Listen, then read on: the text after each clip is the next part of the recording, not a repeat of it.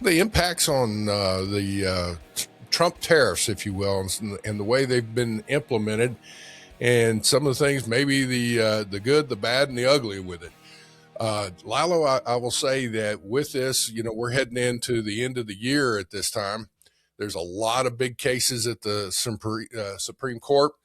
A few other things happening, trade deals that have been done. The question is from your perspective, have you seen any opportunity where people are inquiring from your company on trying to get up to speed on things? The thing is that with us, obviously, so as everybody knows in the audience, we are a trade education company. And that's how we produce this podcast, obviously, to provide education and information. But the focus has mostly been on like trade strategies, so what strategy should we implement for these new tariffs, or what strategy, it's mostly been on strategy, and in fact, one of our hosts, which y'all may know, Cindy Allen, has a training that she created for us called the Trade Strategist, so we're hoping, how to be a trade strategist, and she goes through a lot of different things. And so anyway, but yeah, that has been more the focus that we've seen. That's going to change a lot when we or shift a little, I guess, whenever the Supreme Court decides on this court case that's pending. We thought, I thought it would be coming in at least the first week of December, but it looks like it might be dragging on a little bit. But yeah, I mean, so it's been that. It's more like what shift. Oh, by the way, I have this. We did this sticker. I don't know if you can see it there. It says "Oh Shift."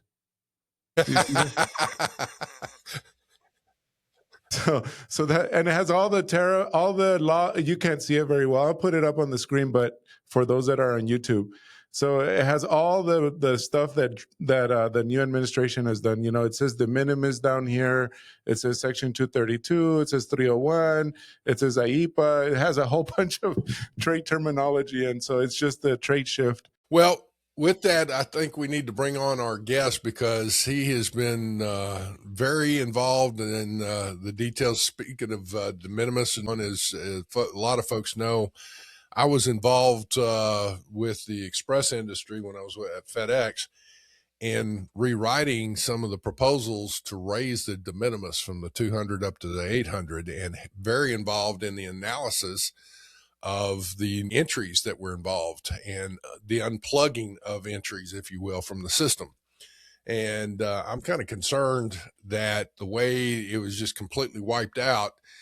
I want to get into that because I think that's a negative. I know what it was.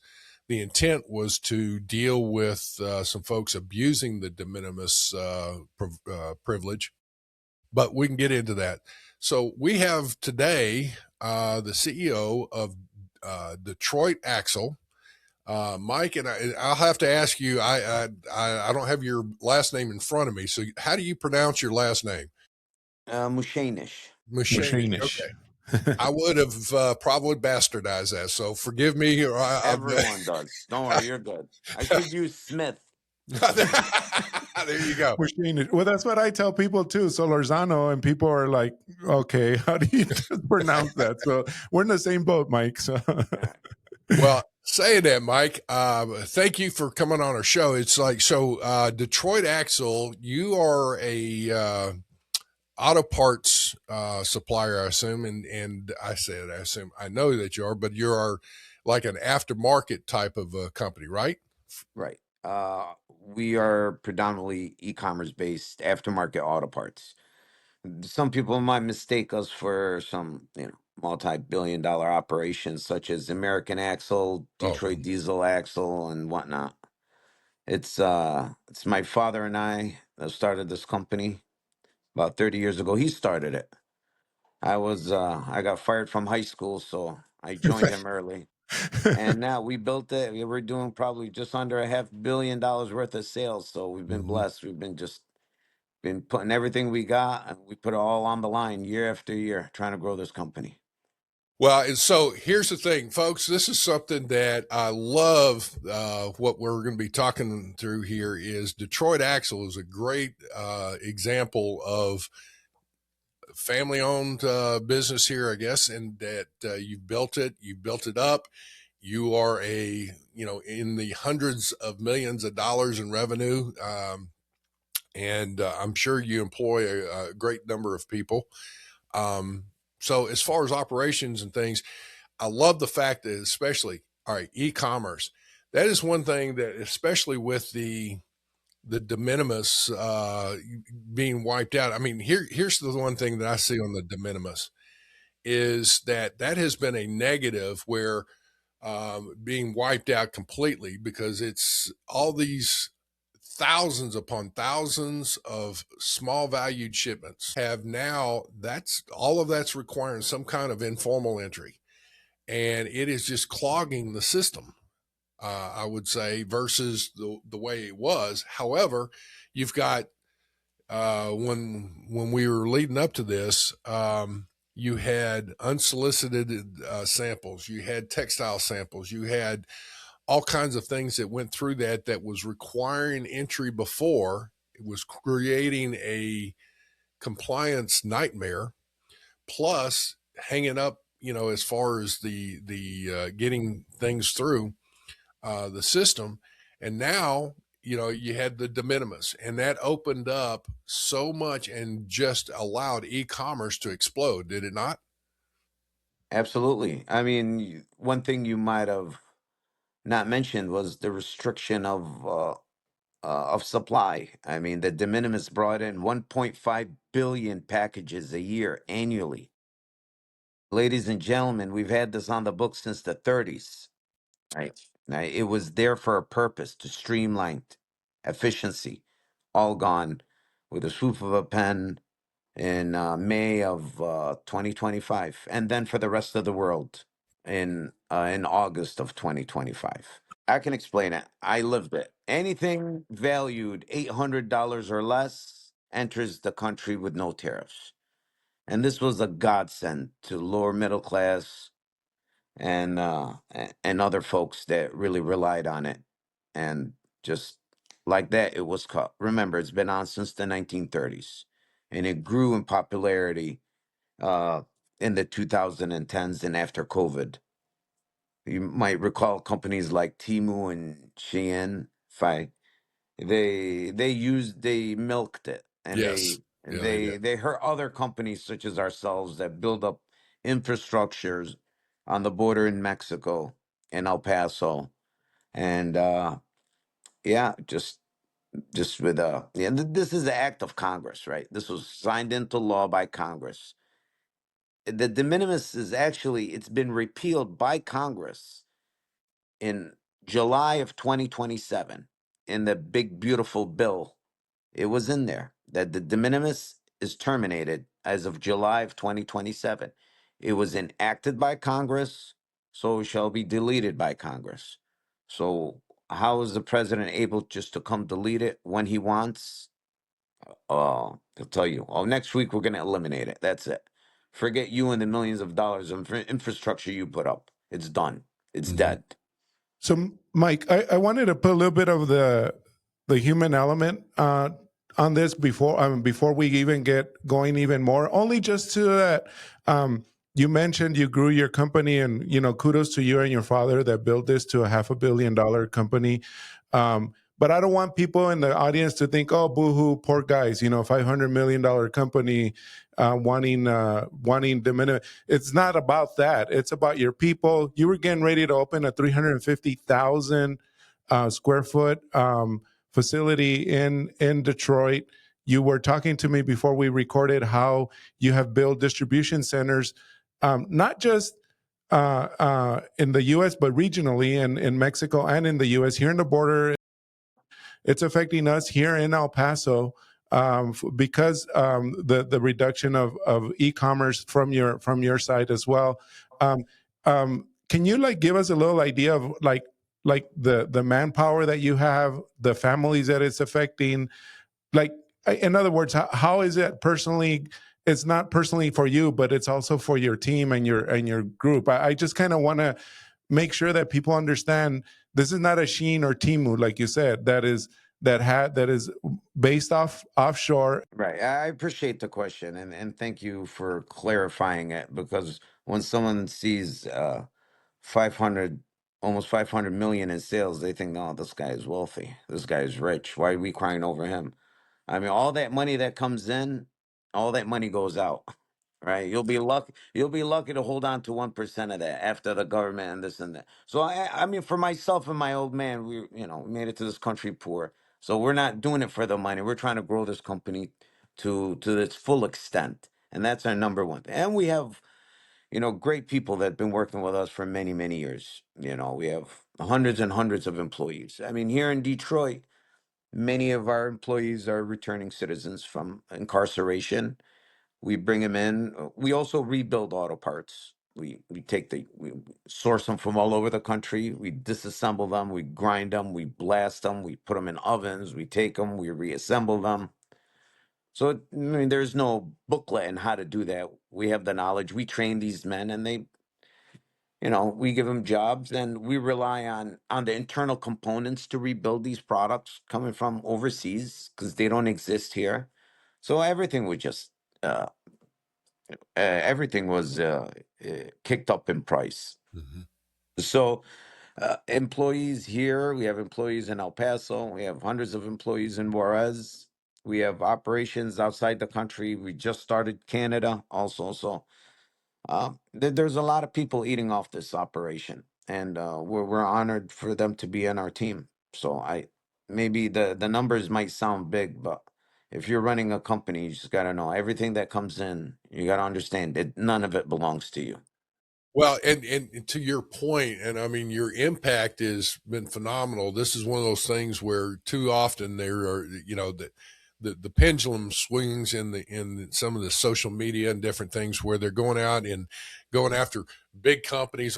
Hey, those are families within that company that are employed, basically, and so as you go through that, here's the thing that I guess I see is I can understand some of the trade negotiations that Trump's trying to do. Because I will say this, my personal opinion, I've made it known for decades now. U.S. goods have not been treated fairly around the world.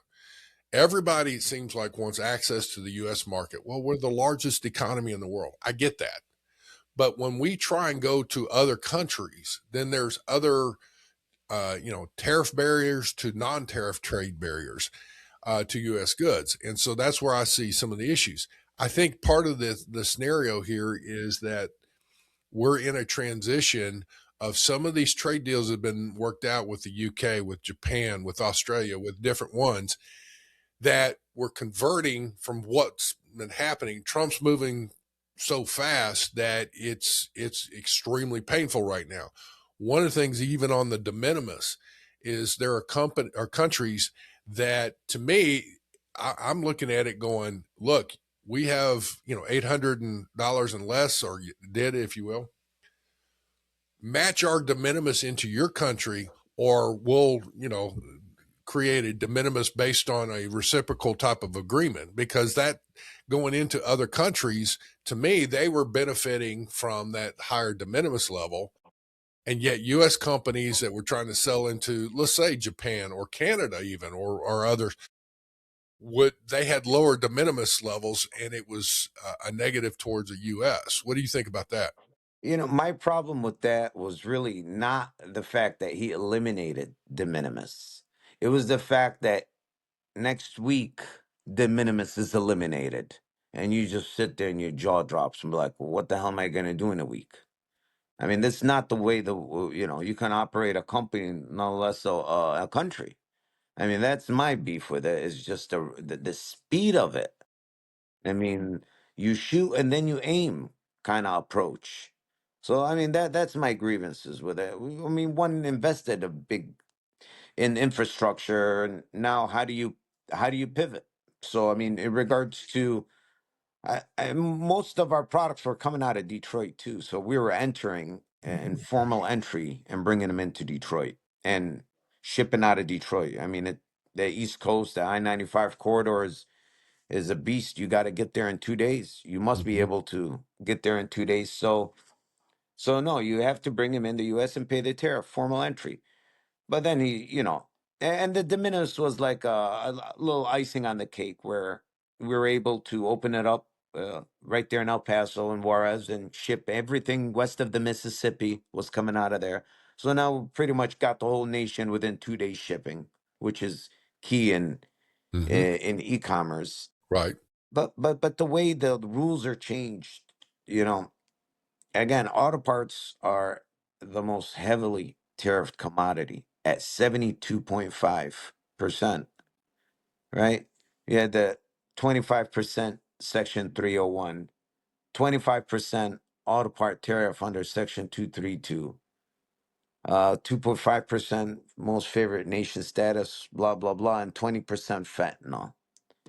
And he reduced actually the fentanyl by 10% when he met President Xi. So now it's at 62.5. 62.5%. But that's still It's $625,000 out of your $1 million imports. yeah, 600. I mean, think about it. Once upon a time, we used to pay the government $25,000 in tariffs for $1 million imported here. And now it's $625,000. I mean, 2 weeks ago it was 725,000. Just so, and it was like that for like 6 months. So I mean, people are happy we got 10% off. It's like, I don't know. It's getting harder because all supporting industries have been affected. All their prices are going up. And this is where we find ourselves. I think these tariffs are a restriction. They're hampering growth. Listen, I'm all in with reshoring back and producing it here, right? I'm gun ho about it, and that's what we're trying to do. We're trying to build up that tribal knowledge of machinery and production and Yes. automation, right? Well, it doesn't exist anymore. It died out back in the early '90s or something, Mhm. right? So we're trying to relearn it as we go, and but again, my man, I mean, 2024, $13 million in tariffs. 2025, we're going to be over $100 million in tariffs. I, I, I don't make that much money. I mean, one has to increase the prices, right? We Mhm. increase the prices and our profit drops 90% just to keep the product there affordable for the consumer to buy. And all that money was used for more investment, more machinery, more operations, more conveyors, more pallet racking, more engineers. But how can you invest now? So, what do we do?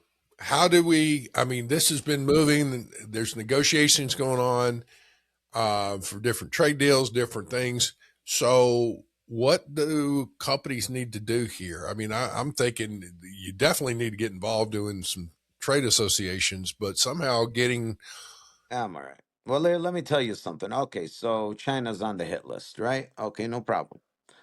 Let's see immediately, can we source them out in India? Let's see India. Let's search. Let's find the facility. Let's test their products. Let's make a agreement. Let's sign the agreement. Let's pay the deposit. We walk away and they get hit with 50% tariff because he didn't like the way the guy said whatever, right? I mean, how do you run a country like that? I mean, hold on. Is whose responsibility are tariffs? Is it the president or is it Congress? well, I would say this is to your point. I get it. I understand that somebody needs to, and this is all right. So I'm going to give you my opinion Go is ahead, that there needs please. to be somebody to negotiate it, but the Congress needs to confirm it. That's the one thing that I'm not seeing right now is at some point, if you go through and you look at this, then it needs to come back through and be ratified. That's the way it used to be. Well, remember we launched a revolution back in 1776 over a breakfast beverage, and that was a 2% tariff, Yeah. right? So what the hell? I mean, you can't that kind of power being wielded. Just like he doesn't like Brazil, they're messing with his homie. All right, they get cracked 50% tariffs, right? I mean, Well, to your point, now here, Mike, here's one thing though. India had huge tariffs on U.S. goods. And I understand that. I mean, it's like trying to deal with it. Well, they did lower their tariffs on U.S. goods down to 0. Mhm. Now, the question I've got is, okay, so now where are we at with that? Is that, I mean, moving so fast to put them, they're at the table, they lower the tariffs. The question is, do we have a market now in India for U.S. goods? Well, I know India is growing, and India soon will be it'll be up there on the table with everyone else. Mm-hmm. But they did reduce their tariffs. So I'm not aware of what happened. But if they have reduced their tariffs, so why don't we reduce our tariffs? Mm-hmm.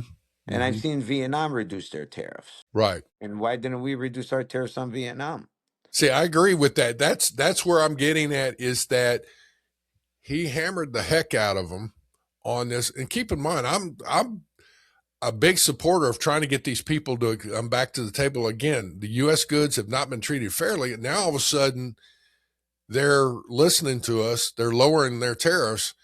We need to reciprocate pretty quick. So I don't understand the delay in now lowering it. So that's where, as far as in looking at it, what we need to do. I mean, we're in this again, this transition type thing. There's been so much of trying to get people to the table. Then when they acquiesce or come back with a pretty decent deal for the U.S., we're kind of slow to move on that now. That's what it appears. Yes, absolutely. And listen, the end result, I know the intentions are good, and I know the president cares about this country and wants to bring manufacturing back to this country. Mm-hmm. You know, the days of when everything was produced in the US um is it's a different world now. This was a time where we're just coming out of the Second World War. Literally the whole world was in ruin, and we were there as the sole producer in the world. And because of technology and the time, we have to deal with the world as it is, not as we As it want it to was. be or Right. as it was before. And we compete. So listen. I'm with the government. I'm with the administration bringing jobs back to the U. I mean, sorry, bringing manufacturing back to the U.S. I mean, that's in our national interest. Mm-hmm. I actually was in Washington a week ago, and I was lobbying to be able to build a factory to produce brake rotors. I mean, the blast furnace and everything. Mm-hmm. So on one hand, you're suing the government, and on the other hand, You're you, like, you're trying to yeah, work something yeah, out. I get it. uh, we're just doing what he did. So I don't know. Well, if you've got a lot of deals, I guess I keep coming back to, what is it then companies need to do? People, the leaders of small companies, especially. Um, I see some things that longer term should be, hopefully with these trade deals, some opportunities for U.S. companies. But on the same token, there's got to be some, reasonable things. Business models were built on the de minimis type thing. I guess I'm one that, rather than use a shotgun approach on the de minimis, is use a sharpshooter approach to deal with the Sheens and the Timus, who were double down on, using slave labor, the Forced Labor Prevention Act, and went, well, they doubled down and keep using it. That's number one. Number two, I know that in the express environment, with all these thousands and thousands of shipments that were coming in, we had to have electronic manifest. You had to have sort facilities. It all went through. Every single piece was scanned and accounted for.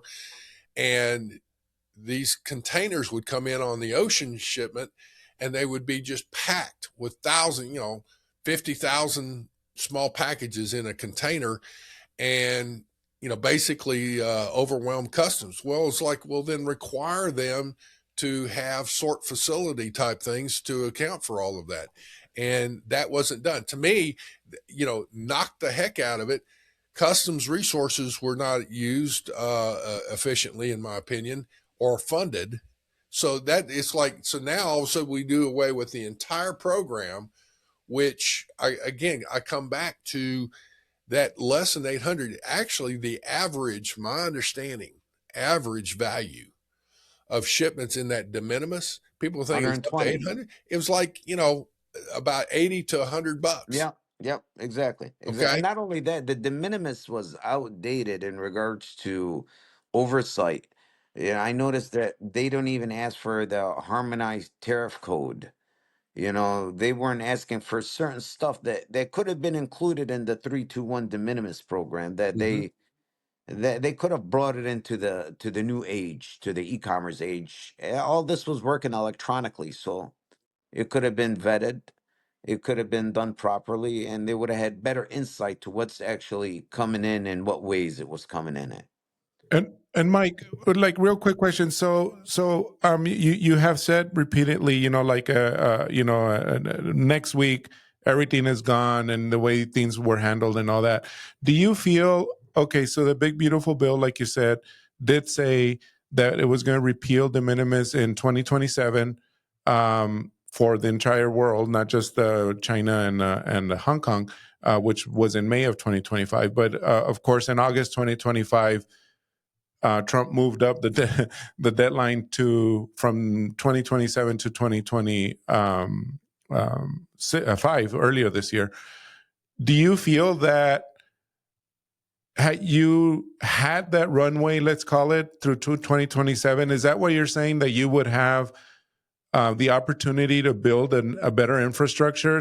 Because you said I mean, what he's doing, of course, it's for the better of the country in some aspects, and you even acknowledged it that we can probably get behind that and support it, just to build a better country, bring in manufacturing and everything, but things don't turn on a dime other than just signing something and repealing it. Is that kind of like where you're saying or where you're going on that? Again, the de minimis was ended by Congress in July of 2027, giving us that runway, giving us time to pivot, move our facilities. Contracts that we signed would be probably nearing their end. But this way of doing business, where you just on a dime, things are changing.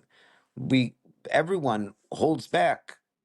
I mean, I have a facility in Detroit right here, 350,000 addition to my facility that I had to put on hold, since you have these tariffs of aluminum and steel that are also made the price of this facility, go up 30% from the time the architects planned it and drew it till the time it was approved by the city and county, that the cost of the material went up by 30%. So we're getting hit on every direction. Mike, from your perspective, though, I guess is that I'm going to come back around to what do we do? Where can we get the support to try and leverage here? And at this point, is it a case of being able to send, messaging directly to the White House, or should we be sending it to Congress? I mean, Congress right now, it seems like, Republicans are doing one thing and Democrats seem to do just anything that's against whatever Trump's pushing for. They want to go against it. And I'm like, man, you're not getting anywhere anymore. I mean, you see the economy going south, Yeah. right? I Yeah. mean, everyone sees it going south and going south fast. Hmm. I mean, does it have to be where after the economy crashes for the lawmakers to be like, oh, okay, we had this wrong. Let's remove the tariffs and try to restart this old diesel engine in the cold. Hmm. So I don't know. I mean, short of something going uh, afoot here, a tragedy happening, I don't think you're able to stop anything, right? Stop these people from continue on with their policies. They have, I mean, listen, the Chinese, they're a growing power. I mean, to say they've become a great power is probably also true. So how does one meet them, right? How do we compete with them, right? We don't compete with them by shutting them out, calling them names, turning our backs on them, right? But that old motto: keep your friends close, keep your enemies closer. I mean, learn from them. Mimic them. Put your arms around them. Tell them, hey, bring your engineers here. Let's see how they're doing this, right? And cooperate like they did with us back in the early 80s and 90s. And there could be some transfer of technology backwards where we start to get this industrial technology that we once had here that's lost now. I mean, I'll be hard pressed finding a young man that knows how to use a lathe or a mill, Yep. right? Right. So I'm having to find a older gentleman, hire them and have them teach a bunch of men how Mm-hmm. to do that. Doesn't exist anymore. So we have some shortcomings. I mean, the economy turned financial Mm-hmm. on us, and everything turned retail, and Mm-hmm. there was no manufacturing. So now we want manufacturing tomorrow. Okay, let's do it. But how do we do it? We learn as we go. I mean, look, we're a company here. My father and I'm telling you, we made a lot of mistakes growing it, and we fall on our face 100 times. But you learn, you build the resilience and the understanding of how to operate machines, how to operate human beings, how to work within, you know, the confine of what's given to you. So it takes time, but here, time is what we don't have when it comes to levying these horrendous tariffs on us, Mm-hmm. on the whole country. I Mm-hmm. mean, here literally you took 250 billion dollars out of consumers' hands, right? Right. Yeah. It's the thought is like where he keeps saying that these countries are paying it. It's the importers that are paying it, and that's coming out of the U.S. Coffers. Offers. I mean, yeah, the container comes in, the containers, they don't come in one at a time. And they come in Thursday afternoon, for example, Monday morning, the CBP debits our bank account, and just takes all our money. Like Mm-hmm. bandits, baby. Can you talk a little bit about what your strategy might be, or what is plan A? Well, plan A is you're going to hopefully win, because I want everybody in the audience also to understand your case that you filed against the administration, or against the tariffs and all that, is tied to the Supreme Court case as well. So, like you said earlier, if you win, if they win, you win. If they lose, you lose. So, what is possibly, like, looking forward and all that? Like, what's Plan B if you do lose? Well, plan A is, I mean, when we plan this out, we plan as we lost. We don't hedge our Okay. bets, right? I mean, to hope and pray and that we're gonna win, and no, we plan as we lost. And the only way we could keep this growth and momentum going is being able to go into Canada, since we're right across the river here, and start selling in Canada. And by the end of this month, we would have all the licenses and certificates to be able to sell in Mexico, which is a huge market of nearly 130 million people. I mean, think about it, that Russia's only bigger than China from Mexico by only a couple million. Just to give you a sense of how big Mexico is. It's a great market, big market. But over there in Canada, we're seeing ourselves, there's we're Detroit Axle, we're an American company. Some people are still turned off by what the president's done. And the same thing in Mexico, I assume, with immigration policies and whatnot. So we're getting a lot of good feedback. We're doing a lot of good sales in Canada, and we hope to do the same thing in Mexico. I see that the market is going to continue to slow here in the U.S., and I just hope it doesn't cascade and fall faster, because again, there's less money in the market. There's more money being taken out of the people's hands because of these tariffs. All right. Well, with that, I would say that the effort to try and get some common sense into Congress as well. And I mean, I'm talking to both parties. I don't care which party somebody's in. You were just talking about how we've got to be able to work with some of these countries. I mean, China has been not only difficult with U.S., they've been difficult with lots of countries. They're the second largest economy in the world, and they've not opened up their markets like becoming a member of the World Trade Organization, you're supposed to lower your tariffs and open up your markets, and they haven't done that with anybody. And of course, the U.S. being a large market there.